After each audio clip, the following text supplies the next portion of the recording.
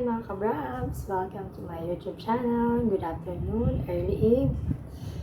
Yan guys, share ko lang sa inyo yung naging experience ko sa Bell's palsy. Kasi guys, nagka-Bell's palsy ako. Bell's palsy is paralyzed yung half piece mo. Ito yung piece ko na na-paralyze and medyo nakaka-recover na ako guys kasi 3 weeks na siya ngayon. Pero medyo hindi ko pa naano yung eyes ko guys, yung dito sa kabila. Tsaka yung face ko guys, medyo ano pa siya. Tsaka yung ngiti ko guys, look at my smile. Medyo ngiwi pa siya guys. Pero nakaka-recover naman siya in 3 weeks sa mga gamot na binibigay ng doktor. And kayo guys, pag na-experience nyo magka-Bell's palsy, huwag kayong kabahan or ma-pressure kasi yung experience ko nung una ako magkaganito guys is nagulat ako kasi umaga yan pagising ko niwi yung bibig ko. Ayan, nakaganyan siya.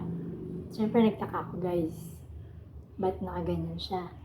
And then hinayaan ko lang siya. Then after one day, kinabukasan guys, next parang ano naman yung eyes ko, hindi na siya ganong pumipikit. Nararamdaman ko na siya dito, yung parang ugat na gumagalaw. Then yung dito ko guys, yan. Yung kabila ng butas ng ilong ko, hindi na rin siya sumusunod guys. Tapos, hindi pa ako nakapagpa-check up nun kasi Viernes Santo yun guys. Walang doktor, pumunta kami sa mga neurologist and tumagal siya ng 4 days. Pagka 4 days ko, dito na yung sumasakit sa akin, kalahati. Yan, dito guys. Sumasakit na rin siya. Then, nung pagka 4 days, nakapag-schedule ako sa neurologist guys. Ayun, na-resetahan niya ako agad ng gamot. At pinag-bed rest niya ako in 6 days. Pero pwede naman ako mag-work niyan guys, pinagsalamin lang niya ako, binigyan niya ako ng gamot sa mata para may safety guys. And yun guys, kung kayo yung makaranas nito, kayong kabahan, think positive lang lagi guys. And kasi babalik naman siya sa normal guys. Kasi yung sa akin, unti-unti na siyang bumabalik. Ayan. Ayan guys, medyo nakabalik na siya in 3 weeks, pero medyo manhid pa rin yung dito ko.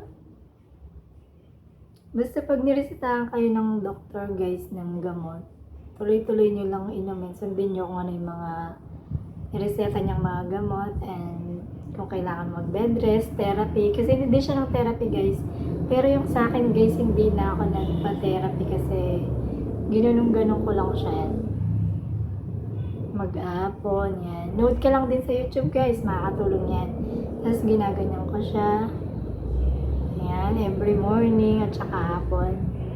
Ganyan. Ginaganyan ko siya guys para bumalik siya sa dati. Para tipid na rin guys kasi medyo mahal yung therapy by session.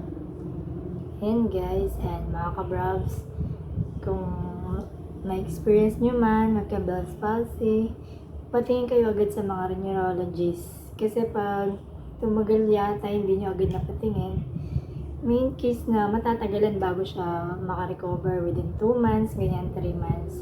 Since ako nakapag naman agad, in 3 weeks lang, may recover na siya. Ayan. Medyo guys, sa mga, kunwari sa kakain ka, sa pagkain, medyo mahirap kumain. Kasi ngiwi nga yung bibig mo, yung panlasa mo, maapektuhan. Tsaka yung pandinig mo guys, yung kabilang tenga medyo masakit talaga, mahirapan din, maapektuhan siya. Ayan guys, and kaya mas okay talagang patingin agad sa neurologist para maagapan agad siya. Kasi medyo mahirap guys, hindi siya biro. Para siyang stroke, medyo malapit na siya stroke. And kasi nga ngiwi yung bibig mo, nakaganyan. Smile ka, nagsasalita, nakaganyan. Tapos yung mata mo hindi nasasara. Tapos guys, nung nagpa-check up ako nun guys, tumaas yung BP ko. Tendency rin siyang tataas yung BP mo. Kaya huwag kang magpa-stress pag dumating to sa'yo. Huwag kang magpa-pressure, huwag kang kabahan. Positive lang. Basta mind positive lang tayo guys. Kasi babalik din naman siya sa dati para... Tsaka bed rest na rin guys. Ayun nga ka kasi kakuha yan sa stress siya. Stress, pagod. Ganyan, halo-halo puyat. Yan guys. Ngayon, medyo okay na yung ngiti ko. Ayan.